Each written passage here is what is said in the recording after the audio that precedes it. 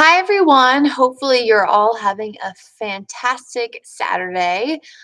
We are, of course, looking ahead to the potential for strong winds tomorrow and even some heavy rain. But I do want to start off at least talking about a relatively nice Saturday across the area. Good morning, Daniel, and good morning, Joy. Hopefully, you all have had a fantastic Saturday so far.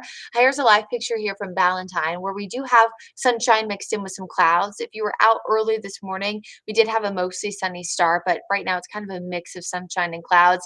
Temperature right now at 48. We'll eventually be reaching the 50s by the afternoon. So we're warming relatively quickly compared to where we normally are for this time of year. The high temperature forecast today is right around 58.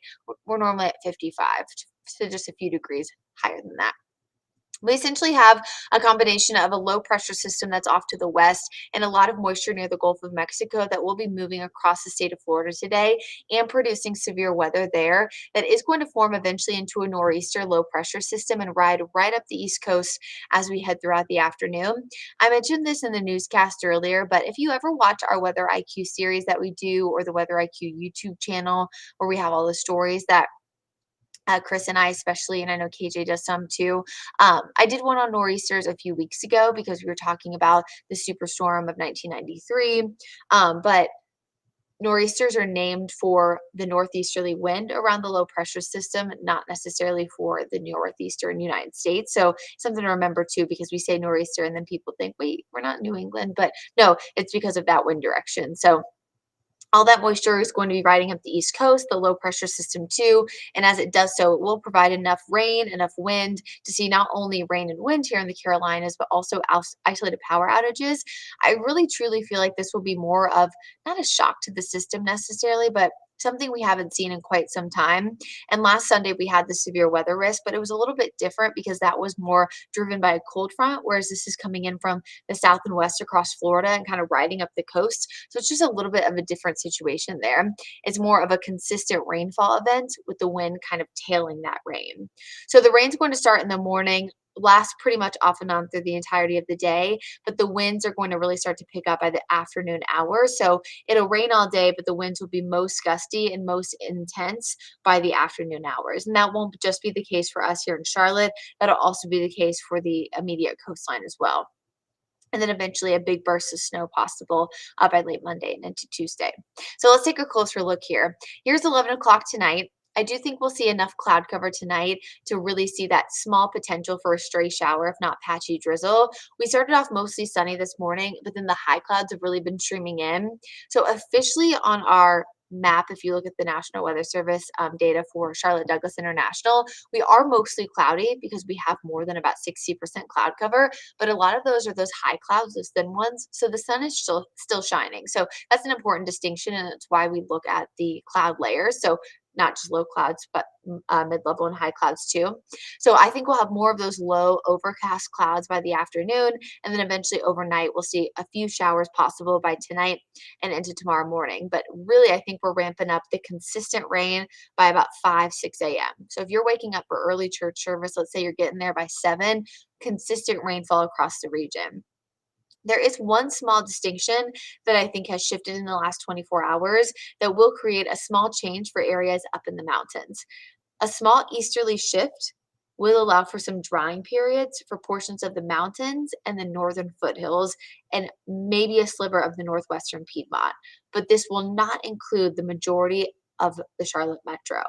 You'll notice this as we get closer to about the 6 p.m. time frame. So here we are right around lunch. You can see overspread the entire area, not just moderate, but heavy rainfall too. You see shaded in the orange and red coloring.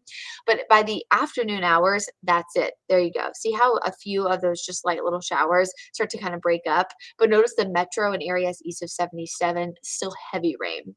So I want folks to be prepared for the mountains may get a break, but we still are going to see that for most of the Charlotte metro for virtually the entirety of the day. So even though the rain doesn't start until about 5 a.m., most of our daytime hours where folks are out and about, or maybe they won't be out and about because of the rain, we'll see that consistent rain.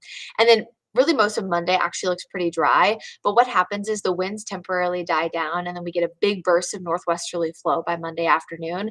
And that combined with the moisture is actually going to allow for a big burst of snow. And so it'll likely be that Monday afternoon time frame. There you go, that we see some of that snow in the mountains and maybe even the chance for a wintry mix for portions of the foothills. So be mindful of that too, folks. If you're in Caldwell County, Burke County, Ashe, Watauga, Avery, that's going to be not necessarily an overnight event Sunday night into Monday, but more actually of a Monday afternoon and into the evening hours, which is a little bit different than what we're typically accustomed to with these storm systems that move in. So as we look at the impacts here, heavy rain, again, pretty much from start to finish, but the heaviest by that middle time of the day.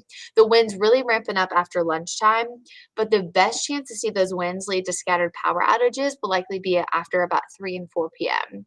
And the reason why is because that's when winds are highest, but that's also when the ground is going to be the most saturated from some of that heavy rain. And this will allow for, of course, winds can, you know, knock down power outages, cause issues there, but also they can topple over trees, not necessarily large trees only, small ones too, but just be mindful of that, especially if your ground gets really, really saturated really, really easily. The gust potential around 35 to 40 miles per hour at a maximum.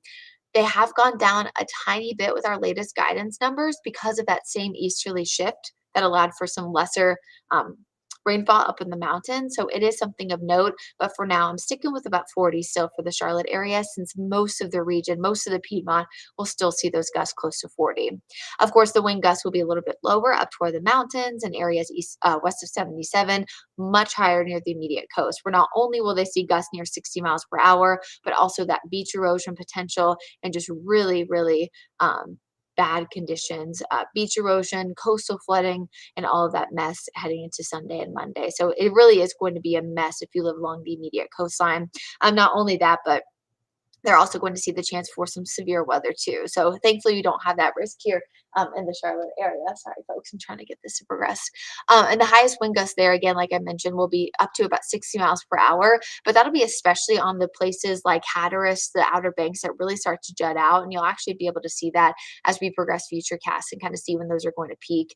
So mostly after 3, 4 p.m. But again, these are going to be peaking. I mean, look at that 59 near Hatteras, Charleston, Hilton Head, Myrtle Beach, all seeing those upper 20s, lower 30s, and even close to 40 miles an hour. So the wind is certainly not a joke, and it is going to be, like I said, lowering a little bit by Monday morning, and then we'll get another quick burst on Monday, but that'll be up in the mountains. So the power outage risk is moderate tomorrow for most of the Charlotte area because our winds, again, sustain 15 to 20, gusts up to 40, but they will be higher along the immediate coast. And our rainfall totals between 1 to 3 inches, this will be a little bit higher than what we had last weekend, but I do think this will be higher closer to those areas, especially east of 77. So similar in terms of where we see those higher winds, we'll see those higher rainfall totals too.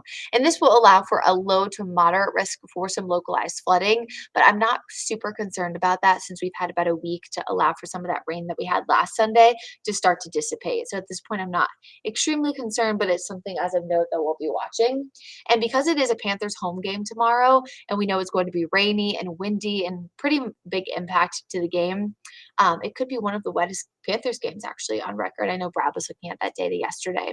And with the big low pressure drop, you're also going to notice the aches and pains. I had a few viewers that were messaging me this morning on Twitter, email, things like that, and said they already kind of started to notice it. And I think you'll notice it even more so heading toward tonight and then all the way through tomorrow and Monday night too. So kind of a recap here, we have heavy rain for most of the day tomorrow, 1 to 3 inches. The heavier rain and the higher winds will be east of us. Winds up to about 20 miles per hour, gusts up to about 40, scattered power outages, but also just a chilly, raw, kind of gross day because temperatures will only be in the low to mid 50s for the majority of the afternoon. And then we do stay windy again through early Monday. Winds die down, and then that's when we get that quick burst of wind in the afternoon, but mainly in the mountains that brings us that snowfall potential. And as we get that cold air moving in, look at Tuesday and Wednesday.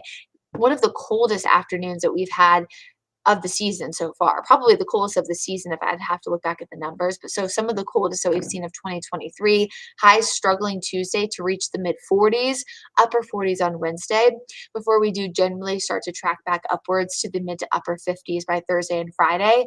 And while we haven't really had a chance yet to talk about long range models heading closer to Christmas and Christmas Eve, our long range data does show a pretty high chance that we'll at least be close to average, if not slightly higher than average, for Christmas and the holiday. So if you are staying local, likely seeing temperatures in the upper 50s to lower 60s based on an average low of 35 and an average high of 55. So to kind of wrap things up here, so you can get going with your day. Today, pretty nice, but we are seeing more clouds building in. Tomorrow, windy for the majority of the afternoon, rainy pretty much all day, heavy rain at times. Gusty winds going to allow for the chance to see scattered power outages. This will primarily be a risk by the by the afternoon and evening hours. So make sure folks are staying weather aware. A great way to do that: download our WCNC Charlotte mobile app. We will keep you updated off and on throughout the day, and then you'll eventually be able to keep up with the forecast and keep up with the team for the rest of the week, and of course beyond into the Christmas holiday. And if you're heading out of town anytime soon and we won't see you until the new year, just wanted to say I hope you have a happy holidays, and I hope you have a safe, happy, and healthy Saturday. And we'll see you tomorrow on Wake Up Charlotte Weekend starting at 6 a.m., where we will certainly be tracking a whole lot of rain. Stay safe, folks.